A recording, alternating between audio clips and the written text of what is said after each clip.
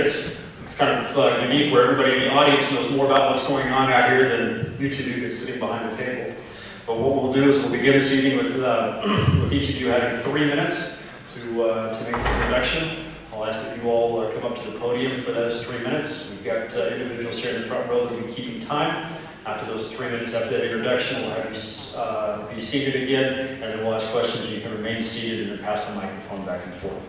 As we are moving forward, the high number wins this evening, and Tori, you had the higher number of the two, so you'll be going first. So, ladies and gentlemen, please join me in welcoming Tori Roberts.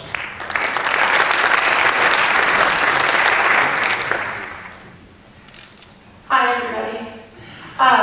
Good evening. My name is Tori Roberts, and I'm a candidate for the Gardner City Council on April 2nd. I am currently the chairman of the Gardner Planning Commission and a member of the Gardner Board of Zoning Appeals. I have attended all of the City Council meetings for over 4 years. I am an active member and officer in the Gardner Lions Club, board member and officer for the Gardner Festival of the Trails, charter member of the Gardner chapter of PEO, member of the Daughters of the American Revolution, and a new member of the American Legion Auxiliary, Gardner Post 19. I am a 9-year Gardner resident, and I've worked in the Gardner area at Stouss Incorporated since 1995. Gardner has given me a great place to live, work, and play, and I am eager, energetic, and dedicated to give back to this community. Your presence and participation this evening has shown that you are interested and concerned about the future of Gardner just as I am. As a candidate for the Gardner City Council, I feel I can bring fresh ideas blended with traditional values that we all enjoy as Gardner residents. Any city who wishes to continue to embrace small town charms faces the challenges that must be met to better provide services to all residents. Our pride in our city through promoting volunteerism, raising awareness of Gardner's needs, values, and attributes will help our citizens realize Gardner's unique advantages. I will diligently attend and be prepared for all Gardner City Council meetings. I feel that I have an advantage since I have attended all the City Council meetings, work sessions, budget meetings, town hall meetings for more than 4 years, more than any other City Council candidate. I am familiar with the issues, and I will hit the ground running. As a Gardner City Council member, I would encourage the following: re-examination of the budget and the budget processes, maximize the future growth of Gardner with well-suited developments, and encourage more volunteerism from Gardner residents. Just as I have pride in our city, I hope that my enthusiasm will reach other Gardner residents so their interest in Gardner will also grow. A vote for me will bring a responsible, committed, interested, enthusiastic Gardner City Council member. I need your support for a victory on April 2nd. Thank you.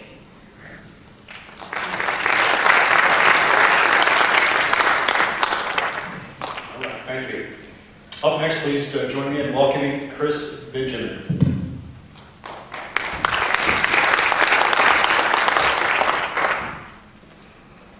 Steve. Good evening, everybody. Hope everybody's excited to be here as I am. We'll try to make this a little lighthearted and fun as we can, okay? My name is Chris Benjamin. I've lived here since 2009. I have a wife, 3 sons. I'm sorry, Shannon, that I'm not there helping you wrangle them up right now, but I do miss you all. I work full-time for the Kansas National Guard County Drug Program. That's my passion, is keeping people safe and fighting crime. And I just want to say that it's been my honor to serve. It's been my honor to be a Gardner resident, and I just appreciate you all showing up here tonight and showing your support. My first point I want to make, and I want to talk about is I'm a Christian, and I believe that everybody needs to do what's best for the Lord. And this is why I'm here, to help protect everybody in the city. A great Bible verse is James 2:17. It says, faith without action is dead. And that's why I'm here, is to have some action. So the first thing we need to do for Gardner is get some new business development. And one way we need to do that is first engaging with the business communities and what they need. Another way we need to do is engage with the EDC and Chamber of Commerce with Steve and the like. We need to start making that connection and that rapport and start building some fertile ground for some new businesses coming here. And that's where I'm going to help out and start building some bridges. The next point I want to make is we need to find intelligent and sustainable solutions to the intermodal that's coming in. There's going to be increased commercial motor vehicle traffic and all types of new people coming in town. We need to be prepared for that. And I'm good at cold calling people, and that's what I do all day long. And one thing I did is I cold called BNSF's Director of Public Projects. I said, how can we come together and how can we get this quiet zone thing worked out? Because I know it's a huge issue in town. And through talking with him, through talking with the Kansas Department of Transportation and their rail coordination safety team, and with the city here, we have some plans in place that they came up with, and come get with me afterwards at the table, and I have some information I can tell you guys that there's a plan in place, but we're going to do something to get it changed. And the last thing that I want to talk about, which is very important to me, is the school security issue. And I've teamed up with a principal of DeSoto who actually lives here in Gardner. It's his dream. Jeff Green is a safe defend. It's less than lethal means, a way to provide security for our kids in school so that they don't have to walk around without having that peace of mind that they're taken care of. So God bless you all. Thank you for the time, and I appreciate you being here.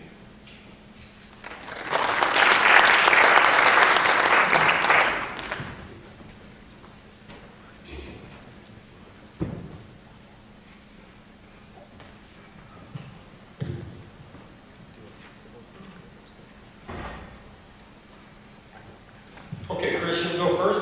I'll read the question. I'll read it 2 times so you can make sure you understand it. So, and again, our timekeepers are right here in front, so they'll keep us on track. First question. In your own words, please describe the role or function you feel a city council member performs, and most importantly, how it impacts our community. Again, in your own words, please describe the role or function you feel a city council member performs, and most importantly, how it impacts our community. First and foremost, the city council person needs to be the safeguard of each citizen. They need to be in tune with what each citizen would like to have the community be. One council person can't do it all on it. Tori couldn't do it all on her own, the mayor couldn't do it all on. None of the council members can do it on their own. It has to be community feedback. There has to be that mechanism of talking back and forth. Tell me what your problem is, and let's see how we can get it fixed. So for a council person, the main function there is to safeguard the livelihood of the community, I would say. And was there a second part to that question? How does it impact, what is the role or function you feel a city council member performs, and most importantly, how it impacts our community? Okay. The impact is tremendous, because what the city council, what they end up voting in is going to impact every citizen, whether it's a business, an individual. They need to burden that responsibility, and I think that having a communication flow between the citizens, and I don't even feel that I don't want to say can't. I'm a citizen too, like everybody else here. I want what's best for the city, and that's the reason that I stepped out here and put my name up, is because I see that we have a lot of changes coming on, and I want to be there to make sure that the changes are the right ones for everybody involved. Thank you. Well, the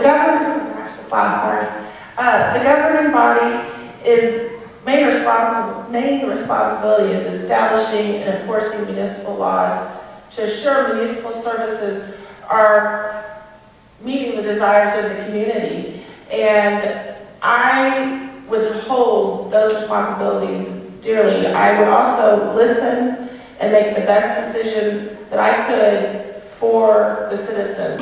We're spending the taxpayers' money, and we have to just make the best decisions we can. Very good, thank you. Victoria, you go first. Okay. If elected, your primary responsibility lies in representing your constituents in front of the entire city council. Thus far in your campaign efforts, what is the #1 issue you have heard from your constituents, and how would you address that issue? Again, if elected, your primary responsibility lies in representing your constituents in front of the entire city council. Thus far in your campaign efforts, what is the #1 issue you have heard from your constituents, and how would you address that issue? Well, I think the #1 that I heard is the tax base that the residents pay.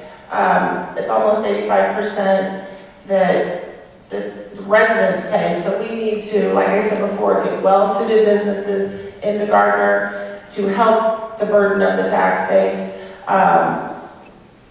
to make it more well balanced. And that's a great question, and that's one that I put out on a Facebook page called Citizens for the Future of Gardner. If you're not familiar with it, it's a great place to go and engage each other with these type of questions. But I put out a poll, and it essentially was, what are the major concerns for Gardner right now? And one of them, there was 5 of them, is new business attraction, city infrastructure, city budget, school security, and one more. But essentially what it came down to is new business attraction was 2 to 1 above everything else. So new business attraction is what I've been hearing, and that's the major thing that we need to start bringing, because like Corey said, you get new businesses in and they're going to start taking the burden off the individual residential homeowners, and that's what we need to do. And it's going to bring more jobs. And essentially we need to get new businesses in, especially with this new intermodal coming in. There's going to be opportunities to bring services, and we need to be on the front edge of directing where those services are going to be at, because I don't want a bunch of industrial area mixed in with residential. So I want to kind of shape how the land use is going to be available and how it's going to be implemented, so that we don't have heavy traffic going through a residential area. Very good, thank you. All right, next question. Mr. V asks, apparently a long-time listener, first-time caller, what are your thoughts about expanding the role of Parks and Rec to provide more activities and facilities in Gardner to encourage kids and families to spend more time, therefore more money, here instead of going to surrounding larger communities? Again, what are your thoughts about expanding the role of Parks and Rec to provide more activities and facilities in Gardner to encourage kids and or families to spend more time, therefore more money, here instead of going to surrounding large communities? Mr. B, you have my wholehearted I'm with you, because I'm actually coaching soccer this year for my sons. So I have 3 sons. The K and under, my twins are in, and then I have a 2nd grader that I'm not going to be coaching, but I help out. And having Parks and Recs here is amazing. When I grew up in Baldwin, we didn't have anything like this. So we try to take advantage of all the parks. We go out to Celebration Park, Veterans Park all the time, because number 1, they're great facilities. Number 2, you don't have to pay a lot for it. You don't have to, the NRO's Park, they just recently implemented fees when you go there. You have to pay to get there. It's a great place, but it's also far away, and you have to pay for it now.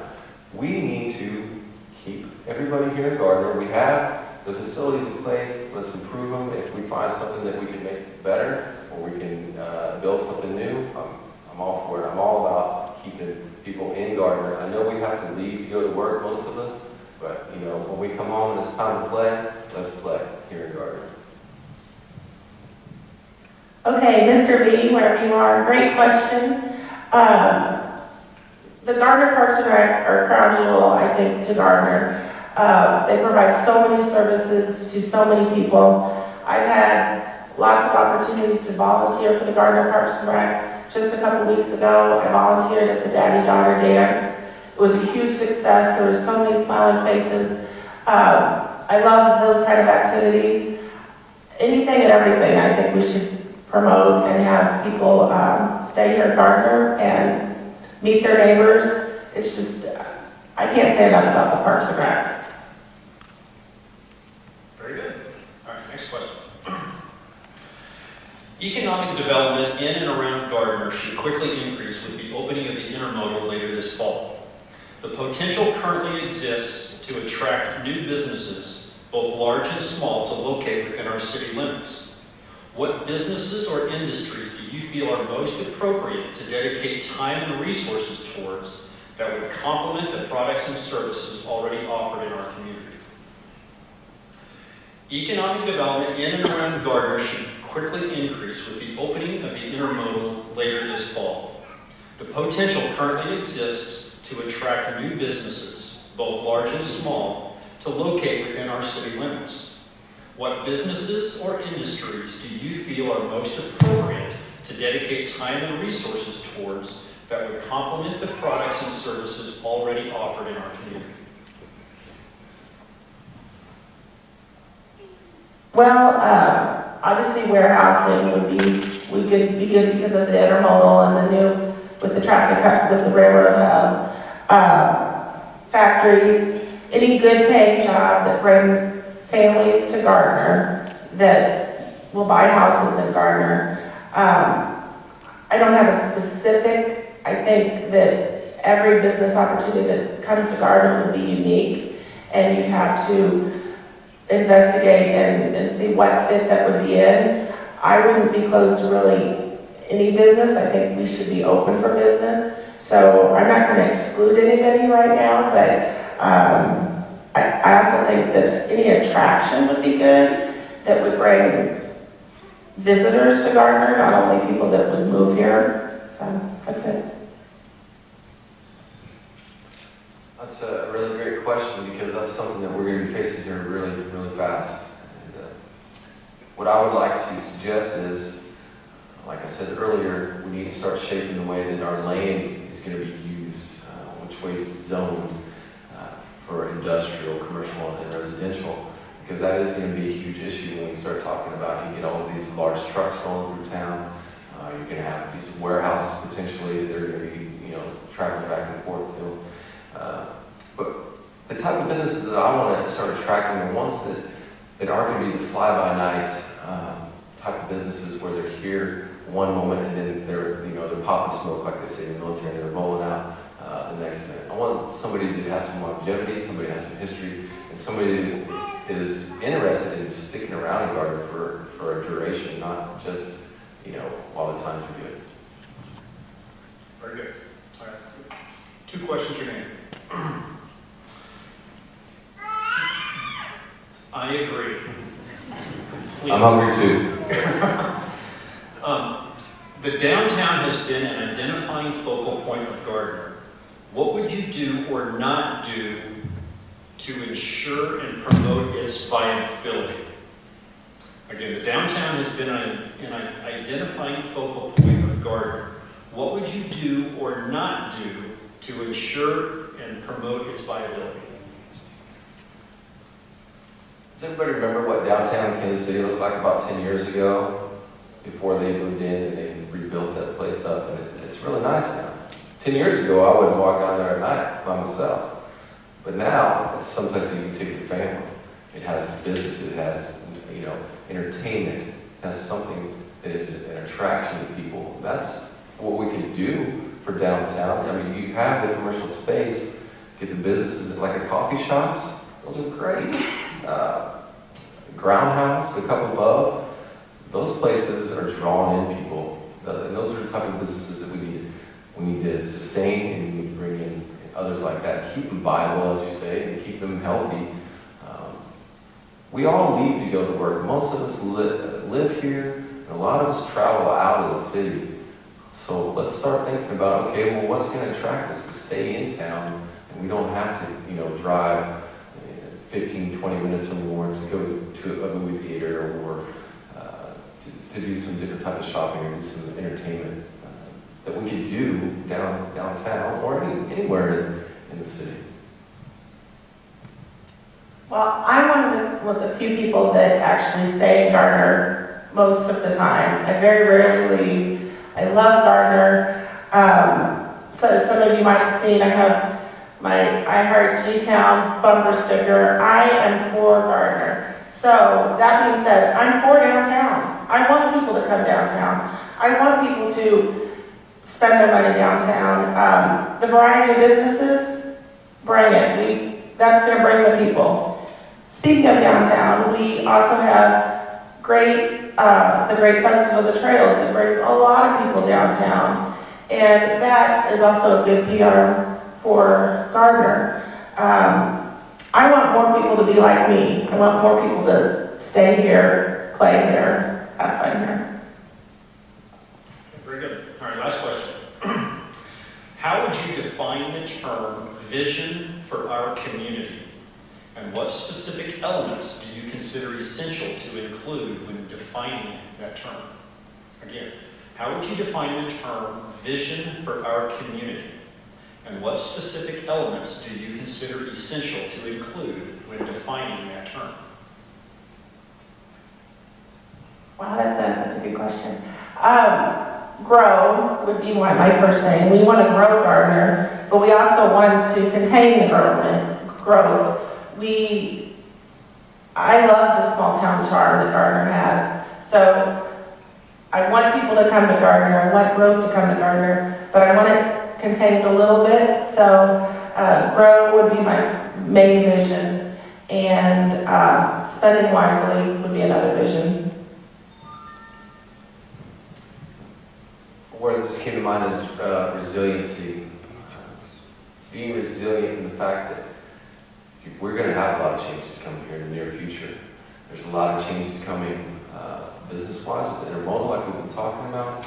Also, with new school coming in, the schools coming in, we're going to have an influx of new people. There's new curriculum that they're teaching in the schools now, the Common Core, like the school board's talking about. What I want to drive home to everybody is let's be resilient in the way that we interact with each other and deal with these changes and communicate. One of the major things that you know in the military is if you can't communicate effectively, you're way behind the power curve. And, so that's what I want to stress. Let's talk with each other, city council, school board, superintendent, everybody, the citizens. Let's talk with each other. Let's get on board with what's best for the community.